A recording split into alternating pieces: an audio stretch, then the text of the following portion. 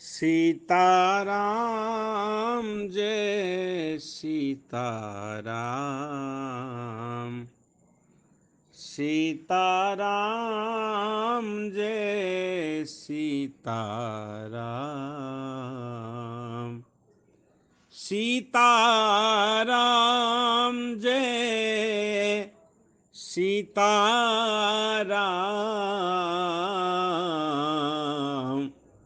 सीताराम जय सीताराम। श्री सीतारामचंद्र भगवान की जय।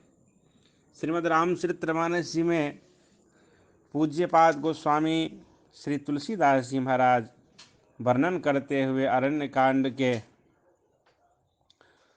दोहा नंबर 9 के ऊपर कहते हैं कि मुनि अगस्त जी के एक सुतीक्ष्ण नामक सुजान शिष्य थे। उनकी भगवान में अधिक प्रीति थी। वे मन वचन और कर्म से भगवान राघव के चरणारविंद के सेवक थे। उन्हें स्वप्न में भी किसी दूसरे देवता का भरोसा नहीं था। भगवान राघवेंद्र सरकार जब वन में श्री सुतीक्ष्ण जी महाराज से मिलने आए तो क्या उनकी दशा हुई और मुनि सुतीक्ष्ण जी की दास्य भक्ति क्या है, आइए इस पे चर्चा करते हैं। हरिबंधुओं, बाबा गोस्वामी तुलसीदास जी महाराज अरण्य कांड में वर्णन करते हुए कहते हैं कि ऋषि अगस्त जी के शिष्य सुतीक्ष्ण जी मन वचन और कर्म से राघव के चरणारविंद के सेवक थे। वन गमन के दौरान जब सुतीक्ष्ण जी को यह ज्ञात हुआ कि प्रभु राघव माँ भगवती श्री जानकी जी और लक्ष्मण जी सहित वन की ओर आ रहे हैं तो उन्हें अति प्रसन्नता हुई और यह भरोसा हुआ कि मैं अपने इन नेत्रों से भवबंधन के छुड़ाने वाले प्रभु श्री जानकी जीवन सरकार के मुखारविंद का दर्शन कर पाऊंगा। परंतु फिर मन सशंकित हो गया कि मेरे मन में भक्ति, वैराग्य या ज्ञान नहीं है और मैं ना सत्संग, योग, जप अथवा यज्ञ ही किया है, तो क्या फिर भी प्रभु श्री राम मुझ जैसे अकिंचन पर दया करेंगे? परंतु उन्हें इस बात में ढांढस हुआ, उनके मन में यह बात उत्पन्न हुआ कि जिनका कोई सहारा नहीं होता है उन्हें वह राघव सहारा देते हैं। प्रभु की प्रतीक्षा में मुनि सुतीक्ष्ण जी को कुछ सूझ नहीं रहा है। उन्हें दिशा भ्रम हो गया है। ऐसे में वे कभी घूमकर फिर कभी आगे चलने लगते हैं और कहीं प्रभु के गुण गाकर नाचने लगते हैं। हरिबंधुओं, उन्हें यह भी सुधि ना रही कि मैं कौन हूं और कहाँ जा रहा हूं। दयानिधि श्री राम जी वृक्ष की ओट में खड़े रहकर यह सब दृश्य देख रहे थे। मुनि की अत्यंत प्रेम को देखकर भव भय भंजन श्री रघुनाथ जी मुनि के हृदय में प्रकट हो गए। हृदय में प्रभु के दर्शन पाकर मुनि बीच मार्ग में स्थित होकर बैठ गए और शरीर रोमांचित हो गया। भगवान श्री रघुनाथ जी उनकी यह दशा देखकर अति प्रसन्न हुए और उन्होंने बहुत प्रकार से मुनि को जगाया। तब प्रभु ने राज रूप को छिपा लिया और अपना चतुर्भुज रूप श्री सुतीक्ष्ण जी महाराज को दिखाया। बाबा गोस्वामी जी चौपाई के माध्यम से बताते हैं, भूप रूप तब राम दुरावा,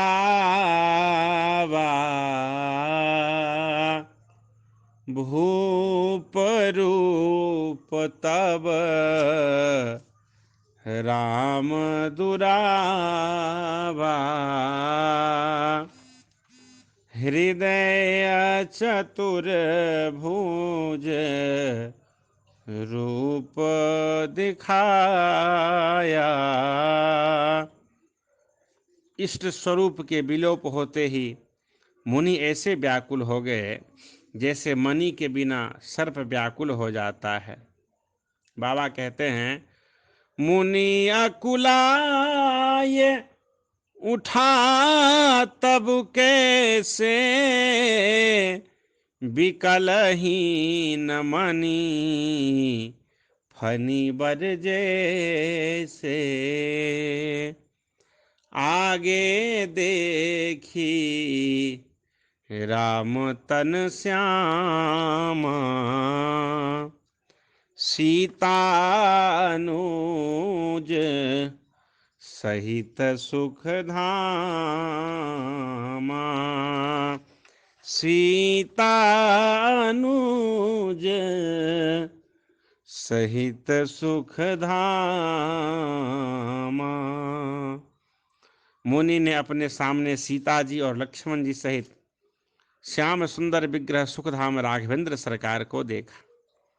इस छवि को देखकर मुनि उनके चरणों में लग गए और तब श्री राम जी ने उन्हें उठाकर प्रेम से हृदय से लगा लिया। फिर मुनि ने प्रभु को अपने आश्रम में ले जाकर उनकी पूजा की और वे उनकी स्तुति करने लगे। भगवान राघवेंद्र सरकार की श्री सुतीक्ष्ण जी महाराज स्तुति करते हैं कि कह मुनि प्रभु सुनो बिनती मोरी, स्तुति करऊं कवन विधि तोरी, महिमायमित मोर मति थोरी, रवि सन्मुख खंद्योत अजोरी। मुनि कहते हैं, प्रभु मेरी विनती सुनिए, मैं किस प्रकार से आपकी स्तुति करूं। आपकी महिमा तो अपार है और मेरी बुद्धि अल्प है, जैसे सूर्य के सामने जुगनू का उजाला। हे नीलमणि की माला के समान श्याम शरीर वाले, हे जटाओं का मुकुट और मुनियों के बलकल वस्त्र पहने हुए, हाथों में धनुष बाण लिए तथा कमर में तरकस कसे हुए श्री राम जी, मैं आपको निरंतर नमस्कार करता हूँ। वे आगे कहते हैं, जो भक्तों के लिए कल्प वृक्ष के बगीचे हैं, क्रोध लोभ और मद तथा काम को डराने वाले हैं, वे श्री राम जी सदा मेरी रक्षा करें। जिनका नाम पापों का नाश करने वाला है, जिनके गुण समूह आनंद को देने वाले हैं, वे श्री राम जी निरंतर मेरे कल्याण का विस्तार करें। इस प्रकार से श्री सुतीक्ष्ण जी महाराज जब भगवान की स्तुति किए और अंत में कहते हैं कि हे भगवान, आप निर्मल हैं, व्यापक हैं, अविनाशी है तथा सबके हृदय निरंतर में निवास करने वाले हैं। हे राम जी, लक्ष्मण जी तथा सीता जी सहित इसी रूप में मेरे हृदय में आप निवास कीजिए। फिर ये कहने लगे कि मेरा यह अभिमान भूल कर भी ना छूटे कि मैं आपका सेवक हूँ और श्री रघुनाथ जी मेरे स्वामी हैं। मुनि के यह वचन कर श्री राम जी मन में बहुत प्रसन्न हुए और उन्हें हृदय से लगा लिया और कहा कि वर मांगो। इस पर मुनि तर्क देते हुए कहते हैं कि क्या मांगो क्या नहीं, इसमें मुझे समझ नहीं है। अतः दासों को सुख देने वाले श्री राम जी, आपको जो ठीक लगे मुझे वह वर दीजिए। तुम ही नीक लागे रघुराई, सो मोहि देहु दास सुखदाई। अबिरल भगति बिरति विज्ञाना, हो सकल गुण ज्ञान निधाना। हे मुनि, भगवान राघवेंद्र सरकार कहते हैं कि तुम प्रगाढ़ भक्ति, वैराग्य, ज्ञान, समस्त गुणों के धाम हो जाओ। ऐसे में मुनि की चतुराई तो देखे। वे सहज भाव से कहते हैं कि आपने जो वरदान दिया वह तो मैंने पा लिया, अब मुझे जो अच्छा लगता है हे भगवान वह दीजिए। वे कहते हैं कि अनुज जान की सहित प्रभु, चापबान धर राम, मम हिये गगन इंदुइबा, बसहु सदा निहकाम। हे राम जी, छोटे भाई लक्ष्मण जी और सीता जी सहित धनुषबाणधारी आप निष्काम स्थिर होकर मेरे हृदय रूपी आकाश में चंद्रमा की भांति सदा निवास करिए। इस पर दया सिंधु भक्त वत्सल भगवान श्री राम जी ने कहा कि एवमस्तु, ऐसा ही हो। तत्पश्चात श्री राम जी के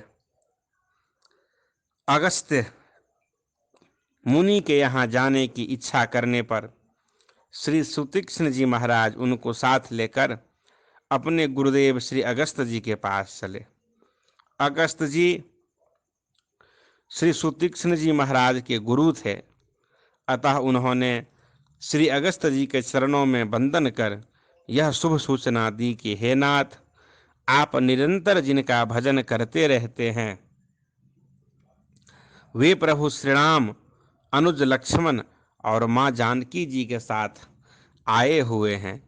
इस प्रकार श्री सुतीक्ष्ण जी ने अपने गुरु को भी भगवान के दर्शन करा दिए। धन्य है श्री सुतीक्ष्ण जी महाराज, धन्य है श्री अगस्त जी महाराज, जिनके आश्रम में भगवान श्री राघवेंद्र सरकार माँ जानकी भैया लक्ष्मण जी के साथ गए। उस मनोहारी दृश्य का हृदय में अवलोकन करते हुए भगवान श्री जानकी जीवन के चरणों में बारंबार प्रणाम, श्री लखनलाल जी महाराज के चरणों में बारंबार प्रणाम, श्री अंजनी नंदन भगवान के चरणों में बारंबार प्रणाम। आप सब भक्तों को सादर जय श्री सीताराम, सादर जय श्री सीताराम, जय जय श्री सीताराम। सीताराम जय सीताराम,